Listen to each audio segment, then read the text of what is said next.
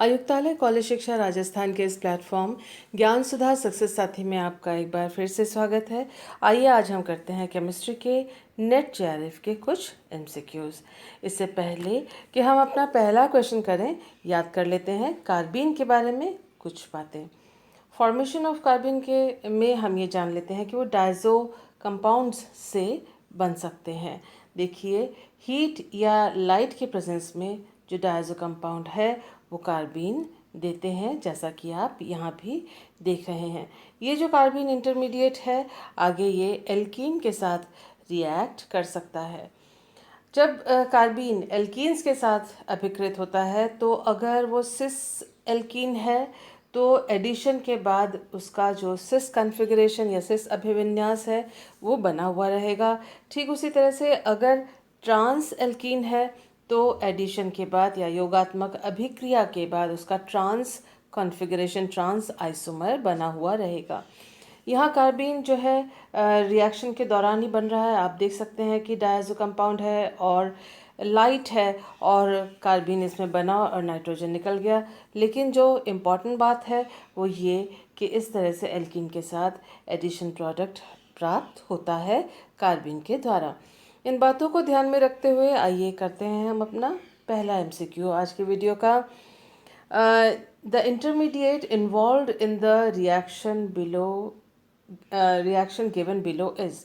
तो ये इन्होंने कंपाउंड दिया हुआ है। देखते ही हमें पता पड़ा कि इसमें डायज़ो कंपाउंड है। हमारे पास लाइट भी इन्होंने दिया हुआ है और हमारे पास जो ऑप्शन है फ्री रेडिकल, कार्बोकेटायन, कार्बेनाइन और कार्बीन का है। अभी अभी हमने देखा कि अगर डायज़ो कंपाउंड होता है और लाइट है और फिर एल्कीन भी है तो इस तरह से एडिशन होगा। लेकिन उससे बड़ी बात है कि अगर डायज़ो कंपाउंड है और लाइट है तो कार्बीन मध्यवर्ती ही बनेगा। तो हमारा जो ऑप्शन है, आंसर है, वो है ऑप्शन नंबर डी। ये इसका आंसर है। और ये देख लेते हैं कि किस प्रकार से ये रिएक्शन हुआ है। देखिए, यहाँ इसी कंपाउंड को हमने लिया है, यहाँ लिखा है और आप देख सकते हैं कि लाइट के प्रेजेंस में इसमें से नाइट्रोजन इस तरह से निकला है। ये इलेक्ट्रॉन्स का मूवमेंट यहाँ दिखाया गया है, जिससे कि आप देख सकते हैं कि ये जो डबल बॉन्ड है वो पूरी तरह से टूट रहा है और जिसकी वजह से यहाँ कार्बीन मध्यवर्ती बन रहा है जो कि सिंगलेट स्टेट में है। ये जो डबल बॉन्ड है उसको यहाँ पर लिखा गया है, सिग्मा बॉन्ड को इस तरह से लिखा है, पाई बॉन्ड के इलेक्ट्रॉन्स को पेयर्ड या युग्मित दिखाया है। और जो सिंगलेट कार्बीन बना है उसमें उसकी पहचान ये है कि स्पिन पेयर इलेक्ट्रॉन्स हैं। और देखिए, आप आसानी से इसका और इसका, इन दोनों का युग्मन या पेयरिंग आसानी से हो सकता है, जिससे कि वो बॉन्ड बना सकते हैं और इस तरह से हमें प्रोडक्ट मिला है जो कि ये प्रोडक्ट है। हालांकि जब हम एमसीक्यू कर रहे होंगे उस वक्त हमें इसको बनाने की कोई ज़रूरत नहीं है। हमने ये जो रिएक्शन आपको इसलिए दिया या हमने इसको इसलिए पढ़ा क्योंकि हम एग्जामिनेशन की तैयारी कर रहे हैं, इसलिए जानकारी होना ज़रूरी है। लेकिन इस एमसीक्यू को बहुत आसानी से सिर्फ ये इन दोनों चीज़ों को देखते ही हम इस ऑप्शन पर आराम से पहुंच सकते थे। यहाँ इतना सब जो है रिएक्शन को करने की ज़रूरत एग्जामिनेशन में बिल्कुल नहीं होती। तो ये आसान सा क्वेश्चन था। इससे पहले कि हम नेक्स्ट क्वेश्चन करें, आइए याद कर लेते हैं सिग्माट्रोपिक रीअरेंजमेंट के बारे में।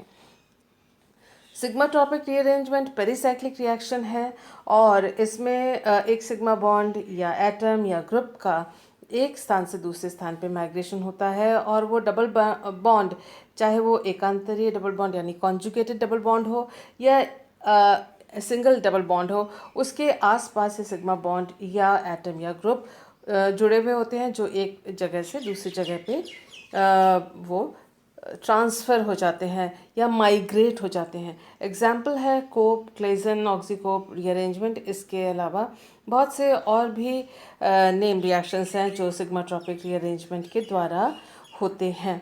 इस अभिक्रिया के दौरान जो है, जो पाई इलेक्ट्रॉन्स हैं उनका भी शिफ्टिंग होती है, ग्रुप है, एटम है, उनकी भी शिफ्टिंग होती है।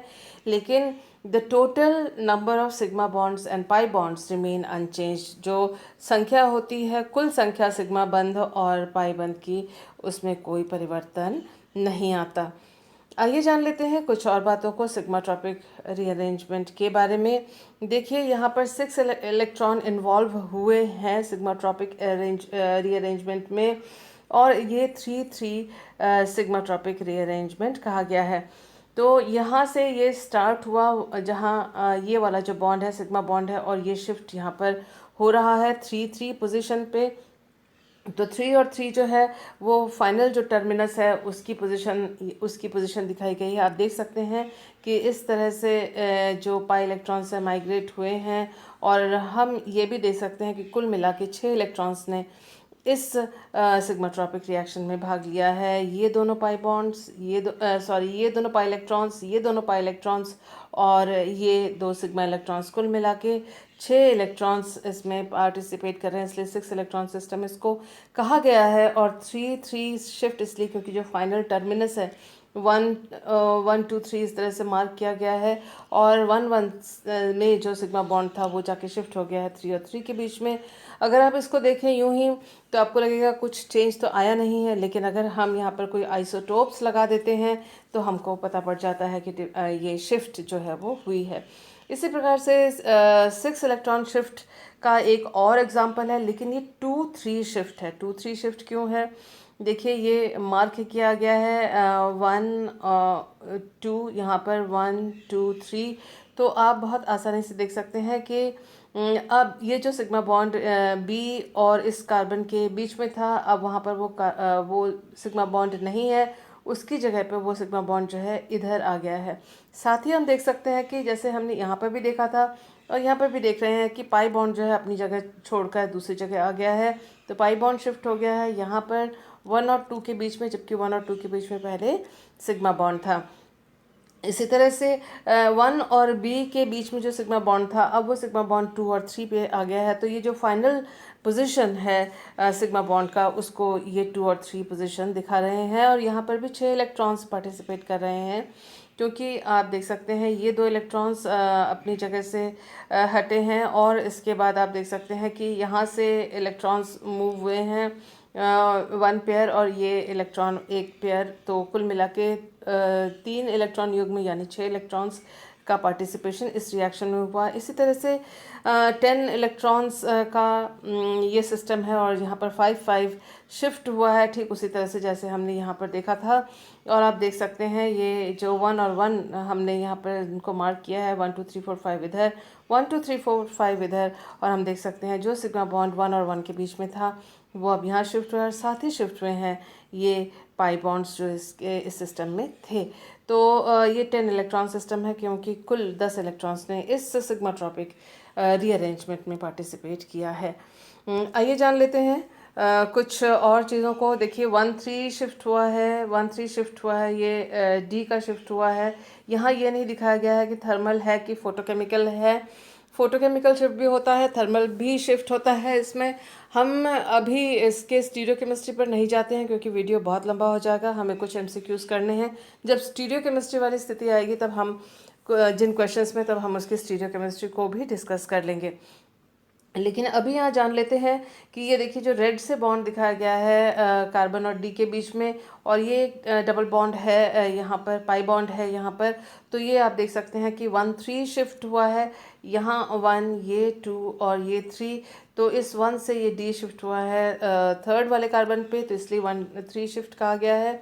और साथ ही जो ये पाई बॉन्ड था उसने भी अपनी जगह को चेंज किया है, जो कि आप इस सब्स्टिट्यूशन की वजह से भी इसकी पहचान कर सकते हैं। तो ये ऐसे, और फिर इस तरह से ये शिफ्ट हुआ है। आप देख सकते हैं कि इस तरह से इसमें ये जो पोजीशन है सी डी का, वो यहाँ पर आके ये डिसलोकेट, या फिर आप ये माइग्रेट यहाँ पर हो गया है, नॉट डिसलोकेट, माइग्रेट हो गया है। इसी तरह से 1-5 शिफ्ट है, और ये जो रेड कलर का बॉन्ड दिखाया गया है वो अपनी जगह को छोड़ के 1 2 3 4 5 5वीं पोजीशन पे ये पहुंच गया है। और आप देख सकते हैं कि इसमें भी ये शिफ्ट यहाँ इस तरह से इलेक्ट्रॉन्स का मूवमेंट होता है, और पाई बॉन्ड्स भी अपने इसी दौरान शिफ्ट होते हैं इस कार्बन के, इस एल्काइल ग्रुप के शिफ्ट होने के साथ साथ। इसी तरह से 5-5 माइग्रेशन भी है। ये जो रेड कलर से बॉन्ड दिखाया गया है इसका फिफ्थ पोजीशन पे, यानी 1 2 3 4 एंड 5। इसी तरह से यहाँ पर भी 1 2 3 4 और 5 लिखकर आप देख सकते हैं कि यहाँ से ये शिफ्ट होके इन दोनों के बीच में इस जगह पे आया है, तो 5 5 शिफ्ट इस तरह से हुआ है। तो ये सारे सिग्मा ट्रॉपिक रिएक्शंस के एग्जांपल्स थे। एक चीज़ बहुत ज़रूरी है जानना, ये देखिए हाइड्रोजन का शिफ्ट है, ये 1 3 शिफ्ट यहाँ पर दिखाया गया है कि अगर ये हाइड्रोजन हीट की प्रेजेंस में शिफ्ट होता है तो 1 3 शिफ्ट से ये बन सकता है, जबकि ये जो है इट इज़ नॉट पॉसिबल। ये पॉसिबल इसलिए नहीं है क्योंकि ये जो इलेक्ट्रॉनिकली तो अलाउड है, लेकिन आप एक देख सकते हैं कि इसकी जो स्टीरियोकेमिस्ट्री है या इसकी जो पोजीशन है वो अलाउ नहीं करती है। आप ये देखें, ये हाइड्रोजन जुड़ा हुआ है यहाँ पर, और क्योंकि HOMO और LUMO के बीच में रिएक्शन होती है, तो आप देख सकते हैं कि सिग्मा बॉन्ड का जो CH सिग्मा बॉन्ड का HOMO ये दिखाया गया है, और हम जो अलग अलग ऑर्बिटल्स हैं उनको कलर से इन्होंने डिफ्रेंशिएट करके यहाँ पर दिखाया हुआ है।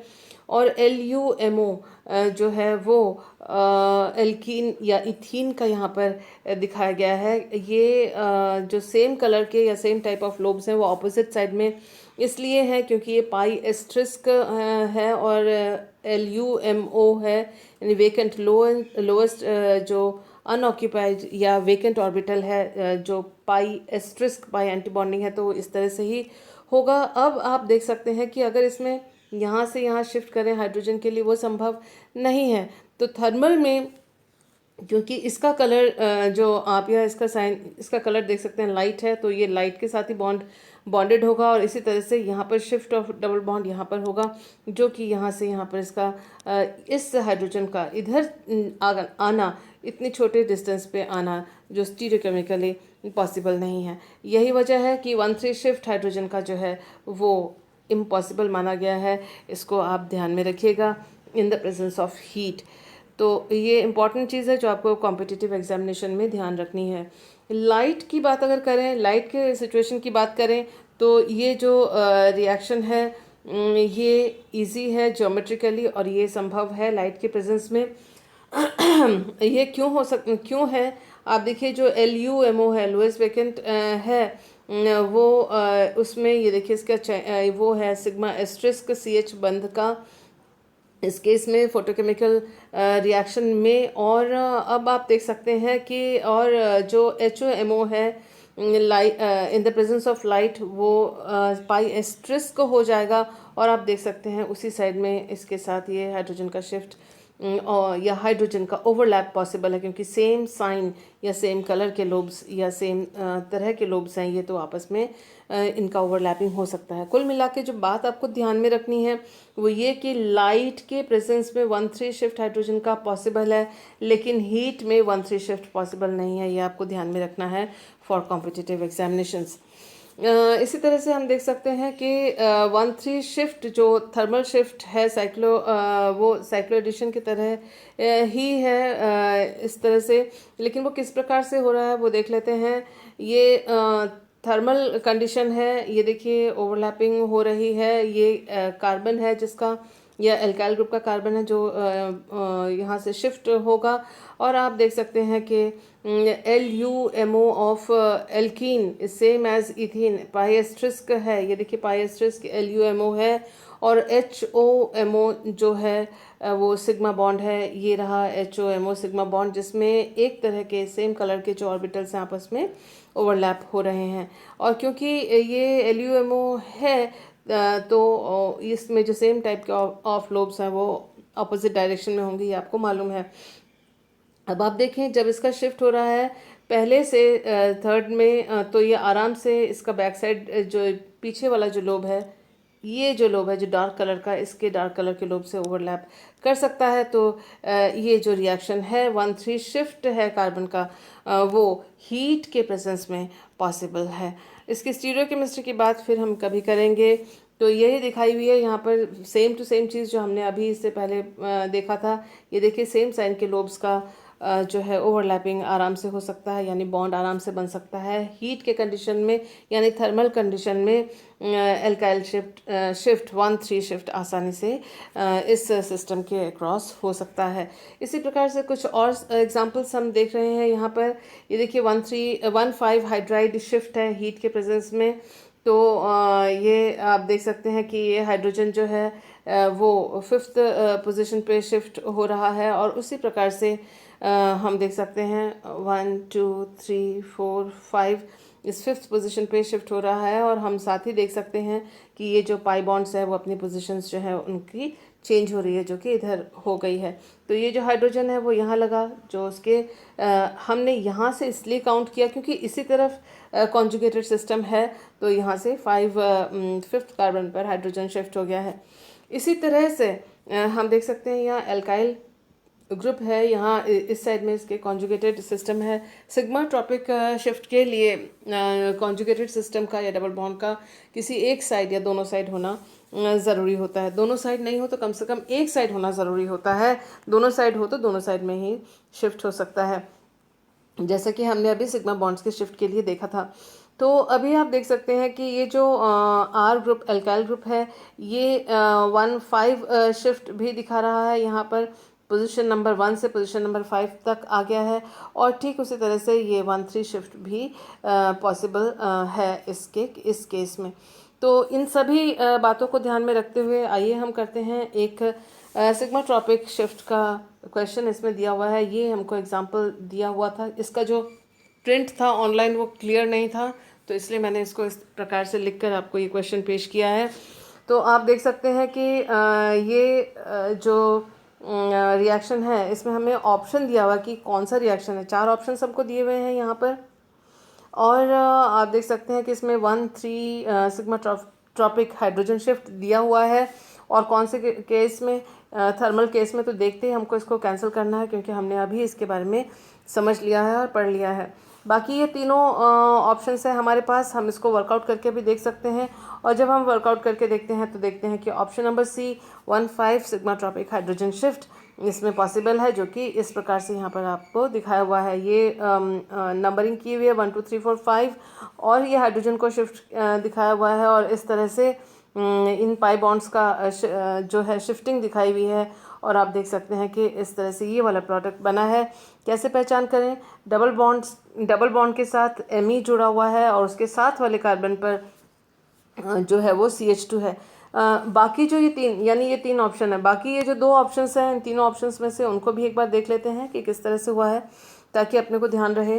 देखिए 1,3 शिफ्ट हाइड्रोजन वाला वो थियोरेटिकली पॉसिबल है, लेकिन एक्चुअली पॉसिबल नहीं है। इसको हमने कैंसिल आउट किया है, आप देख ही सकते हैं।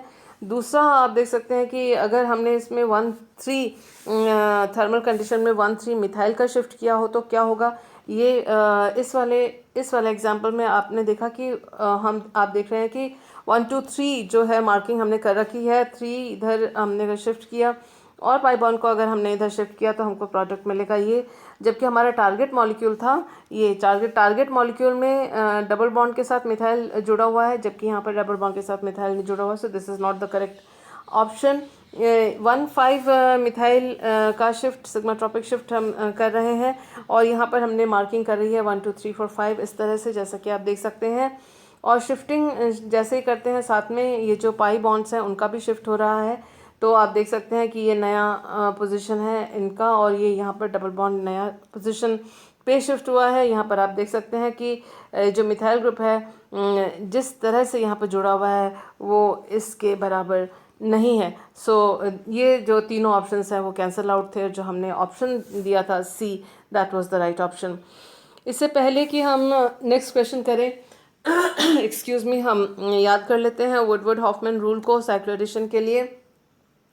ये इसमें से खास ध्यान रखते हैं कि फोटोकेमिकली अलाउड, देखिए फोटोकेमिकली अलाउड जो रिएक्शन होगा वो सुप्रा या एंटेरा होगा। अब आई जे जो है वो 4n होना चाहिए, यानी दो अगर अनसैचुरेटेड सिस्टम आपस में रिएक्ट कर रहे हैं, ये आई और ये जे, तो इसमें पाई इलेक्ट्रॉन्स हैं 2 और इसमें पाई इलेक्ट्रॉन्स हैं 2, तो टोटल हो जाएगा 4। तो ये 4 पाई सिस्टम हुआ। और अगर फोटोकेमिकल कंडीशन है तो वो सुप्रा सुप्रा या एंटेरा एंटेरा होगा। सुप्रा सुप्रा और एंटेरा एंटेरा किसे कहते हैं ये आपको पता ही है। अगर भूल गए हो तो याद कर लेते हैं। सुप्रा सुप्रा मतलब सुप्रा सुप्रा मीन्स ऑन दो जो मॉइटीज़ हैं उनका सेम साइड से एक दूसरे के साथ एडिशन होना। और एंटेरा का क्या मतलब होता है? एंटेरा का मतलब होता है कि एक इस साइड और इस साइड ऑपोजिट साइड के लोब्स से, क्योंकि यहाँ देख सकते हैं कि पाई बॉन्ड है तो ये सिग्मा ये पाई ऑर्बिटल है और दूसरे पाई ऑर्बिटल के साथ अगर इसने रिएक्ट किया है ये पाई और ये पाई, मतलब ये sigma bond and pi bond के लिए है ये। और उसी तरह से यहाँ सिग्मा और पाई बॉन्ड के लिए अगर हम इन ऑर्बिटल्स को बनाते हैं ऐसे केस में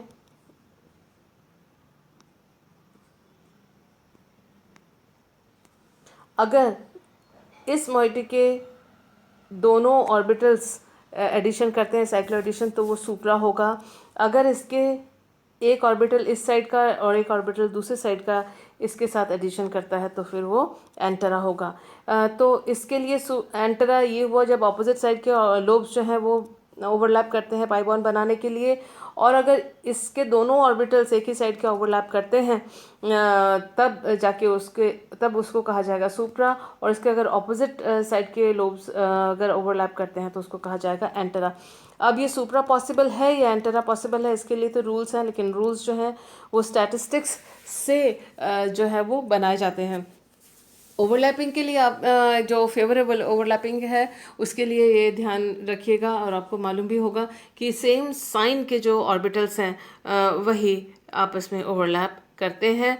तो हमें ये ध्यान रखना होगा HOMO है LVMO है क्या है, उस हिसाब से हमको जो साइन ऑफ द ऑर्बिटल्स निकालना होता है तब हमें पता पड़ता है कि वो सुप्रा है या एंटेरा है, जो कि फेवरेबल बॉन्ड फॉर्मेशन के लिए ज़रूरी होता है।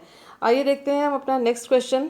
The concerted photochemical reaction between two olefins leading to a cyclobutane ring. अब इन्होंने कंडीशन दे रखी है फोटोकेमिकल तो यानी फोटोकेमिकल रूल को जो फोटोकेमिकल कंडीशन को उसको हमें देखना है। हमने अभी देखा था कि जो 4 पाई इलेक्ट्रॉन सिस्टम है IJ जो है 4 पाई अगर हो जाता है, जैसे कि 2 इथीन जो कि इन्होंने 2 ओलेफिन का ही बताया हुआ है और 4 पाई इलेक्ट्रॉन्स हैं, और अगर फोटोकेमिकल कंडीशंस हैं तो वो सुप्रा सुप्रा होगा या एंटेरा एंटेरा होगा। ये देख लीजिए इस रूल को दोबारा एक बार फिर ये देखिए IJ system 4 pi electron system का अगर है और आप देख सकते हैं फोटोकेमिकली जो है वो सुप्रा सुप्रा या एंटेरा एंटेरा होगा। तो ये इस बात को ध्यान में रखते हुए अगर हमें ये रूल याद है तो डायरेक्टली हम इसको कह सकते हैं कि भाई ये सुप्रा एंटेरा वाला ऑप्शन गलत है। Sigma bond sigma S sigma A, ये सिग्मा तो होगा ही नहीं, पाई बॉन्ड इसमें काम आ रहे हैं। इसमें सिग्मा S और सिग्मा S दिया हुआ है तो ये भी गलत है क्योंकि पाई इलेक्ट्रॉन्स इसमें काम आ रहे हैं साइक्लो एडिशन रिएक्शन में। तो हमारे पास ऑप्शन बचता है सिर्फ ये and this is the correct answer. लेकिन हम इस आंसर तक कैसे पहुँचे उसका एक्सप्लेनेशन अगर आप देखना चाहें तो ये दिया हुआ है। ये इथीन के ऑर्बिटल्स हैं, ये HOMO है, आप देख सकते हैं सेम साइन के लोब्स जो हैं सेम साइड में हैं और ओवरलैपिंग हो रही है तो ये पाई बॉन्ड फॉर्मेशन दिखा रहा है। ये एंटीबॉन्डिंग पाई ऑर्बिटल है क्योंकि इसमें एक जैसे साइन के जो ऑर्बिटल्स हैं वो ऑपोजिट साइन में है, तो ये LUMO है, ये HOMO है। अब जब लाइट इसमें दिया हुआ है तो इलेक्ट्रॉन का एक्साइटेशन होता है, आप देख सकते हैं इलेक्ट्रॉन एक्साइट होके अपर स्टेट में पहुंचा तो HOMO अब ये हो गया है। तो HOMO में जो ऑर्बिटल्स सेम ऑर्बिटल्स हैं वो ऑपोजिट डायरेक्शन में है। अब फोटोकेमिकल रिएक्शन होनी है 2 ओलेफिन के बीच में, तो ये 2 ओलेफिन के बीच में एक का HOMO और दूसरों का LUMO। तो क्योंकि जो एक्साइट हो गया है उसका HOMO ये है तो उसको हमने इधर लिखा हुआ है।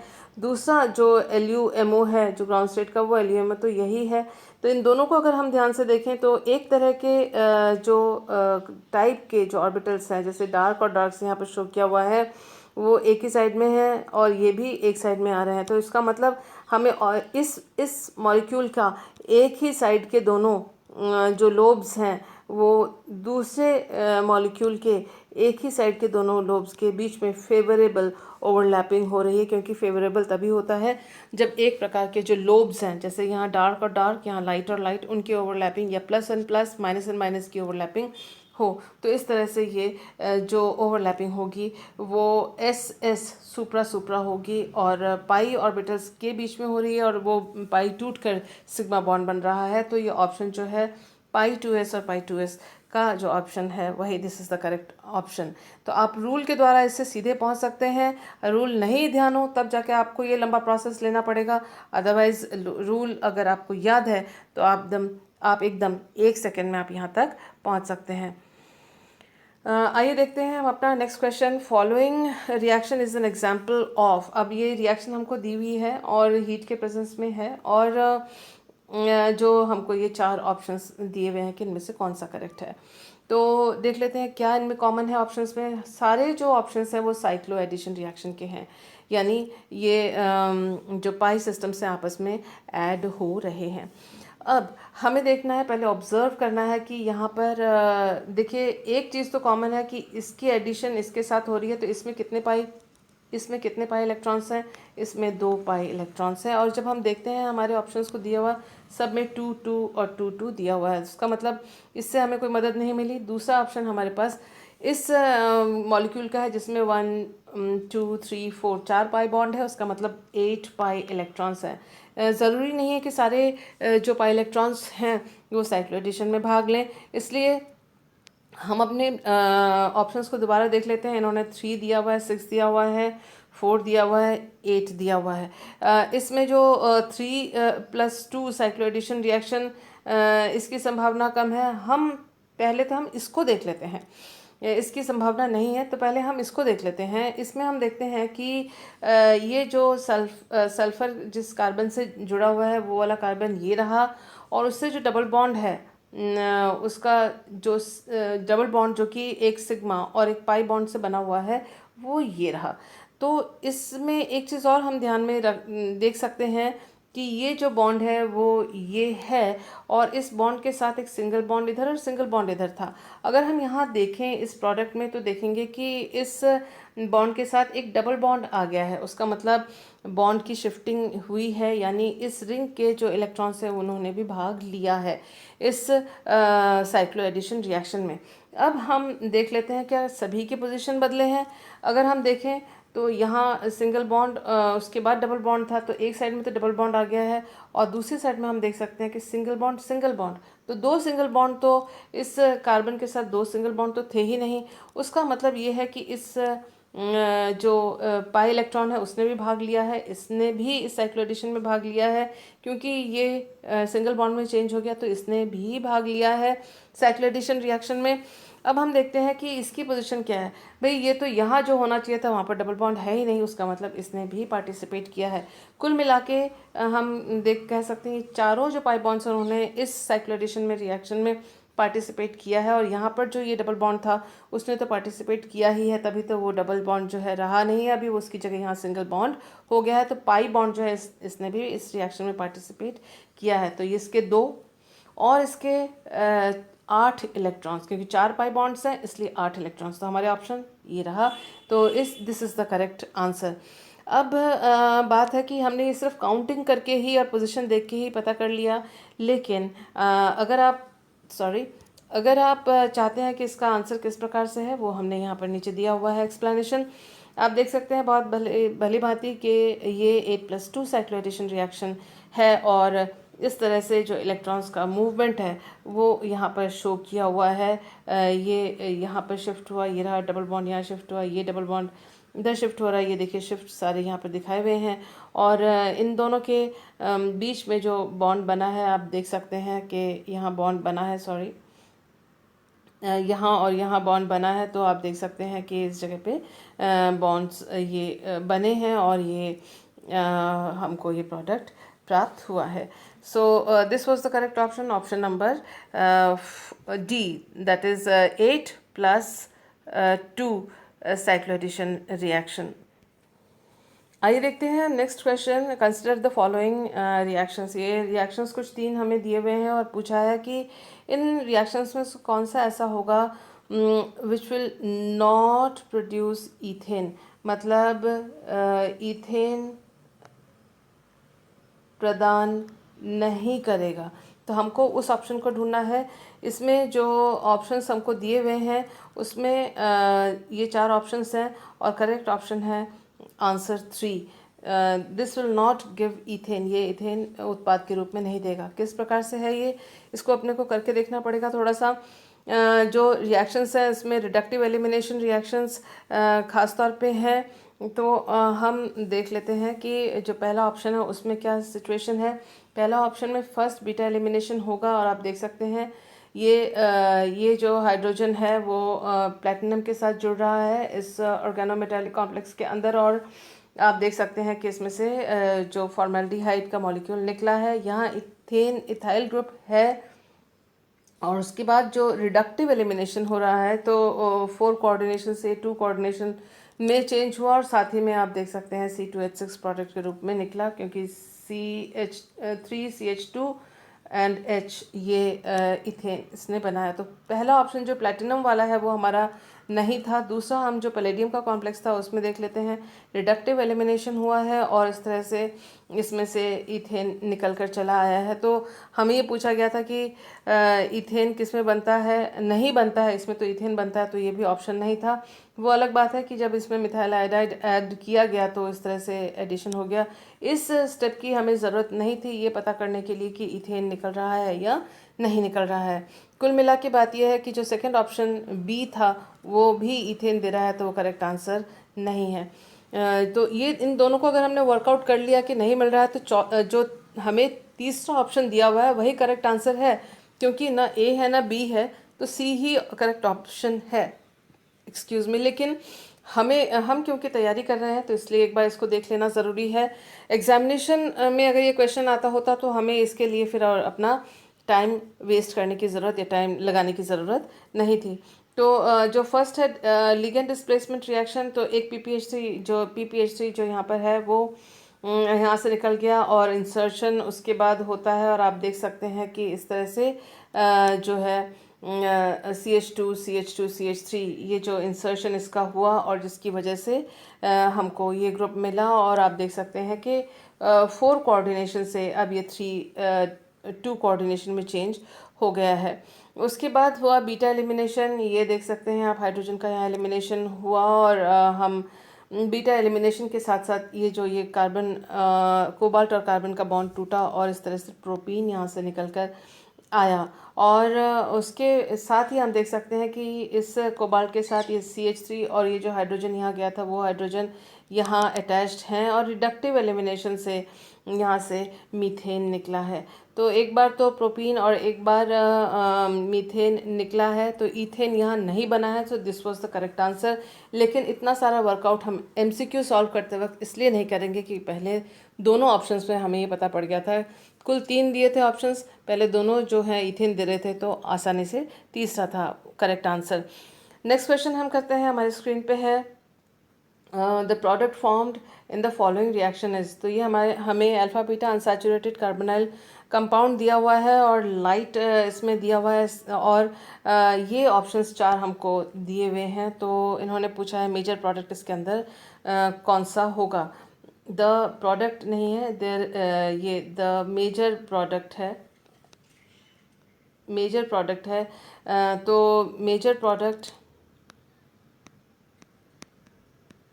प्रोडक्ट है जो हमको ढूंढना है और ये 4 ऑप्शंस हमको दिए हुए हैं. इसमें जो करेक्ट ऑप्शन है वो ऑप्शन डी है. कैसे पहुँचे हैं तो वो हम देख लेते हैं. ये बॉन्ड जो है लाइट के प्रेजेंस में जो है इसका पाई बॉन्ड टूटेगा और डाई रेडिकल बनेगा और फिर उसमें से 1,4 डाई रेडिकल बनेगा. किस प्रकार से हम देख लेते हैं. ये देखिए हमारे पास ये कंपाउंड है, वही उसको ही इस तरह से लिखा हुआ है, और ये हाइड्रोजन यहाँ पर है जो गामा पोजीशन पे है। ये जो सी डबल बॉन्ड ओ है वो लाइट के प्रेजेंस में इसका N2 पायस्टस ट्रांजिशन होगा और इस तरह से हमको एक डाई रेडिकल मिलेगा। डाई रेडिकल में यहाँ से गामा हाइड्रोजन ट्रांसफ़र हुआ, ये OH बन गया है, यहाँ से हाइड्रोजन का ट्रांसफ़र हुआ है, लेकिन इस हाइड्रोजन के ट्रांसफ़र होते ही वो अपने एक इलेक्ट्रॉन को लेकर इस एक इलेक्ट्रॉन के साथ बॉन्ड बनाएगा, तो एक इलेक्ट्रॉन यहाँ छूट जाता है, एक यहाँ छूट जाता है। तो अब आप देख सकते हैं ये 1,4 डाई रेडिकल है, 1, 2, 3 एंड 4 पहले और चौथे पोजीशन पे दो रेडिकल्स हैं, जो कि आसानी से स्टीरियो केमिस्ट्री भी इसकी अलाउ करती है और आसानी से इन दोनों के बीच में बॉन्ड बन जाता है। तो ये मेजर प्रोडक्ट हुआ। इसके अलावा माइनर प्रोडक्ट भी हो सकते हैं, और वो उसका ये है कि ये जो बॉन्ड है वो टूटता है, यानी इसका एक इलेक्ट्रॉन यहाँ चला जाएगा और